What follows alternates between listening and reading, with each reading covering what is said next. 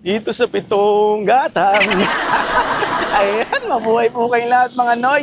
Sa magandang araw naman po sa ating lahat. Ang i-feature natin sa araw na ito ay isa sa mga pagkaing napapanahon dahil mainit po, maabot ng 40 hanggang 45 ang temperatura ng Pilipinas. Ano ang katapat niyan? Malamig na pagkain kung saan. Andito, sa likod ko lang po yan, no? Kita niyo yan? Yung logo na yan. Yan ang Millets Halo-Halo. Ano ang meron dito sa Millets Halo-Halo? Meron po siyang kakaiba, no? Marami tayong nakakainan ng halo-halo na nag-serve ngayon sa ganitong mainit na panahon. Ang kakaiba dito sa Millets Halo-Halo, yung kanilang ice, no? Ano nga ba yung kakaiba na yan? Panoorin natin to.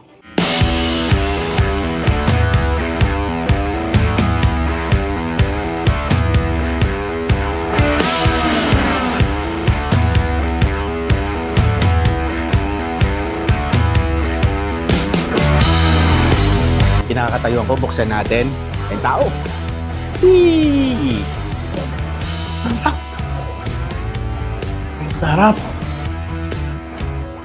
Hi, my name is Denver, one of the owner and the creator of Millets Halo-Halo. Parang backtrack lang, yung Millets kasi is ashes lang ng business namin before. Kasi meron kaming business magkapatid before, which is turo mo luluto ko, ganun. But sadly, nalugi siya eh. Hindi namin alam paano ba i-dispose or paano ba gagamitin ulit yung mga freezer na natambak. Nag-isip ako and then I pray to God and then wisdom hits. Sabi ko, what if kaya? No, tropical country naman to eh. Then mag-create na lang ng something na, called dessert. And then yun, nag-hit yung idea sa akin ng halo-halo. Yung name kasi ng Millets Halo-Halo, it came from my lola. So yung lola ko kasi na yun, si Millets, siya yung nag-alaga sa amin ng bata kami. Partly my knowledge right now that I have came from my lola yun. Just to give her homage, I named after her yung business na ginawa ko. So gusto ko mabuhay, ma-relive ulit yung names niya. So yung halo-halo na yun, first for me, it's a gift from God. Siguro gift din ng lola ko yun for me. Ginawa ko siya out of serving people. Ginawa siya very affordable. Sobrang affordable kasi siya. Marami na ako narinig, marami na ako napanood ng mga videos, reels, clips, snippets, or any vlog na parang alam mo yun na, ito masarap to, tapos dun sa comment section na parang di naman ganun kasarap eh. So sa mind ko, gusto ko mag-create ng expensive taste and yet affordable pero matitikman mo siya sa tundo. Gusto kong baguhin yung stigma ng mga tao na parang pagtundo ganito, pagtundo ganyan. I know, it sounds revolutionary pero wala, dun yung dream ko eh. Ayoko siyang tignan lang ng as ganun, magulo or what. Dito sa tundo, ang mga taste ng mga taga-tundo, expensive yan. And usually yung mga taga-tundo, they go somewhere in north, south para lang makatikim ng mga masasarap na bagay. Ako gusto ko, dito sa Tondo, gumawa tayo ng expensive taste, quality, and yet affordable. Dito sa Millets, bago talaga siya everyday. Kung ano yung ginawa ko, everything, the mixture, the ice, the preparation ng mga beans, munggo, lahat siya everyday bago yun. Somehow, mag-exert ka talaga ng effort, but for you to serve the quality, okay lang yun. As you can see on my back, preparations ng mga staff sa likod. Lahat siya may mga different positions, different departments yan para sa kanila. Ito yung gagawin mo, ito yung gagawin mo, ito yung gagawin mo. Lahat yan, sineserve yan freshly everyday. Very tight kasi yung competition here in Tondo when it comes to dessert. Hindi ko sila kino-consider as my competitor, but nagsiset ako ng benchmark ng taste ng dessert ng Tondo. I'm not bragging, but if you will taste the halo-halo of Millets, you will taste the different and not a typical halo-halo in Tondo in Metro Manila. It's a must. Just taste it. Would you believe na nag-start ang Millets, home-based lang siya. Kasi nga galing kami sa lugi ng ate ko. So wala kaming resources that time. Hindi naman siya na totally talagang said ka, no? Pero talagang alam mo yun, to the point na talagang hindi na to kayang bilhin. So ang ginawa namin, instead na mag-rent ulit ng new store, so ginawa ko, nag-home-based na lang ako. So available siya talaga originally online. You will order online via Facebook,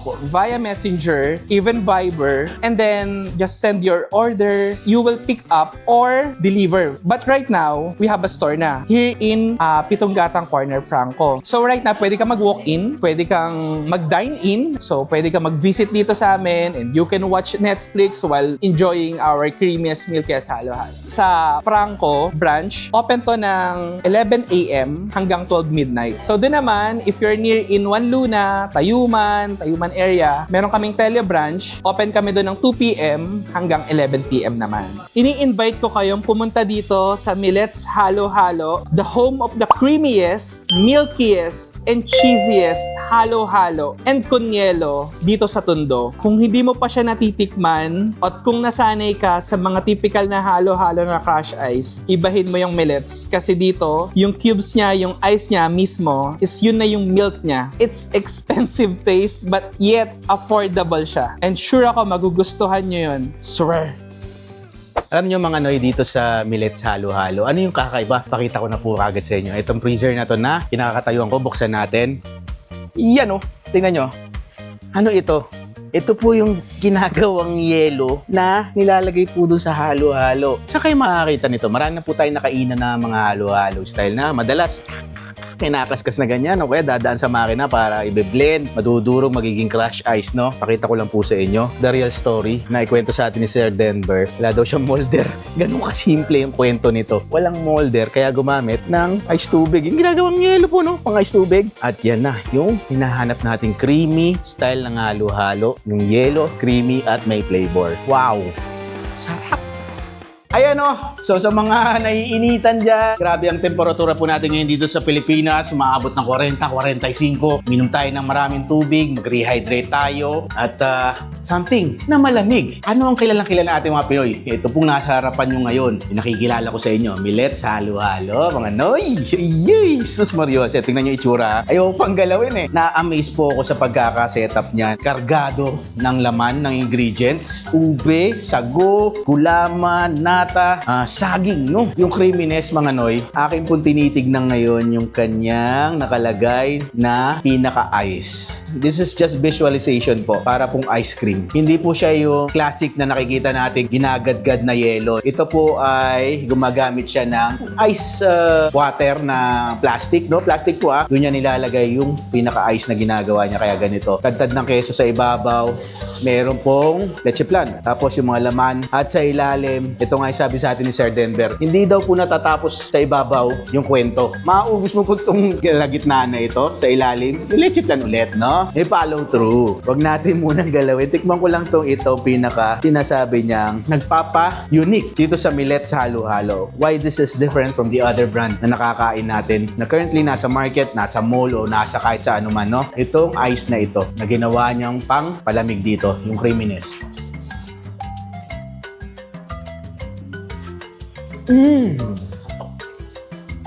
Pasintabi po sa mga nagjejeta dyan, sa mga kaibigan natin na nag-iiwas ng asukal. Hindi siya sobrang tamis. Ang napakasarap sa kanya, mga Noy. Yung yelo pa lang yun yung ginawang yelo po, yung nakita nyo kanina sa freezer na pinakita ko. Ito pa lang yung tinitikman ko.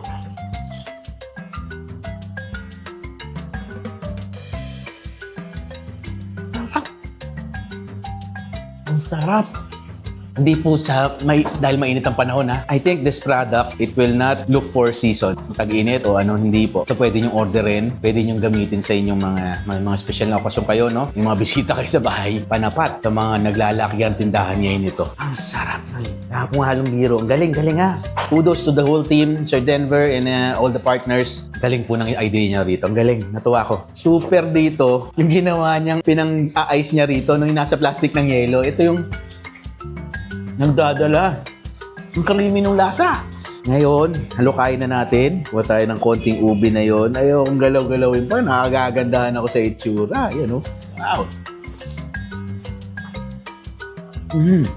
One thing for sure, hindi ka malulula sa tamis. Yun yung isang nagustuhan ko po sa kanya. Tama-tama lang, hindi sobrang tamis. Kaya ako sinasabing hindi ka masusunog po sa lasa ng tamis. Wala po akong nakitang asukal doon sa kanilang kusina. Wala po nilalagay na asukal. Might as well, may go-confirm natin, no? Ngayon, kalkalin na natin. Pati kutsara, ang ganda, Ngayon, quality! Grabe! Kaya sa mga gusto po matikman itong kinakain ko ngayon na nagkikrave, yung mga kaibigan natin dyan, o sa mga OFW na nagbabakasyon ngayon, no? Dayuhin nyo po ito mga kaibigan, itong Millet's Halo Halo. Dito po ito sa Pitong Gatang, corner Franco Street, kung saan may dine-in. Even the other one, no? Yan, pakita rin natin yung address ng kabila. Sa mga gusto mong order, you can order online. Pakita ko po yung Facebook page. Ayan. At pakita ko rin yung kanilang mobile number. Ayan. Pwede nyo silang kulitin dyan. Delivery app. Pwede yung deliver sa inyo dyan. Ayan. Tikman nyo to. Ang sarap. Grabe. So, pag natunaw na tong ganito, ihigupin mo yung sabaw. Ulala, double check. Itong kinakain ko ngayon ay hindi lang po ito ha. Na ito lang ang matitikman nyo rito. Siyempre, ipapasok na makasama natin ang iba pang flavor. Let's get it on! Ayun o. Yan o. Ito, tingin ko yan si Van. Yan, pero ayan, si Boss King at yan o. Yun o, Kevin Vlog. Nakita nyo kanya yung dala nito, Ferrero. Tapos si Kalye Food Vlog yung nagdala nung kulay violet yung buhok. Nakita nyo, yung gustong-gusto niya. Mga kids natin na nakikita nyo, kala nyo ice cream po ito. Halo-halo Pilipino to. May pagmamalaki natin, sariling atin. Pinoy halo-halo. But look at the presentation at mga itsura nito. Ito yung premium series, no? Ito naman yung Delight series. An innovation na ang utak po ng may-ari nito, no? Ang galing-galing. Halo-halong Pilipino, pero kita nyo na yung mga itsura, no? Ito, mango, avocado, ube. Which is yung ube nga po pala nito, take note, ha? Itong nasa harap ko ngayon ay yung pinaka-ice na ginagamit, ube din yan, ha? Ito lang, ngayon lang ako nakarinig nito. Ferrero, no? May lagay talang Ferrero. Ito, naku na, tumutulo na yung avocado. At ito yung mais con yelo. So yan, punong-puno. Papakuha ko na sa mga kasama natin kasi natutunaw na. Kanina pa nila gustong lantakan to, mga Noy. So ano pa nga ba? Tapusin na natin ang episode na ito. Maraming salamat naman po sa inyo sa Denver. Maraming salamat po sa buong team na bumubuo nito. Pinaunlakan po tayo sa kanilang kusina para mapanood po natin ang paggawa nitong kanilang mga halo-halo dito sa Millets. Mabuhay po kayong lahat, mga Noy. Ingat po tayo. Iwas po tayo sa sakit. And again, pagmamahal, passion, huwag natin aalisin yan. Lagi po tayong tatawag sa taas. Huwag tayo makakalimot. Ako po ang inyong likod, Kuya Dex. Dalawa. Bye-bye!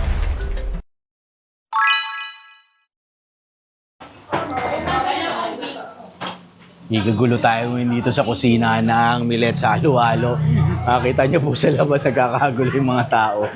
Ang dami bumibili ng halo-halo. Ang init kasi sa labas. Tingnan niyo naman yan, no? Yung pinakalabas na yun, no? Tirik na tirik yung araw. So ngayon, ito, nakapila dito yung mga bumibili ng halo-halo. At on the go na po silang lahat ngayon dito. Bukas dito, bukas doon. Yun sila ate. Sama po yung mga nasa kusina. Ayun, no?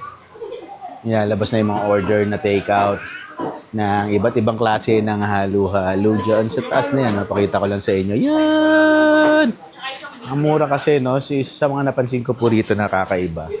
Bukod sa ang itsura niya ay very expensive, yet the price is di po ganun kamahal. Ayun, no? 99 pesos. Ganun yung itsura niya. Ang ganda-ganda. So, ayun, no? Ayun, tao! Whee!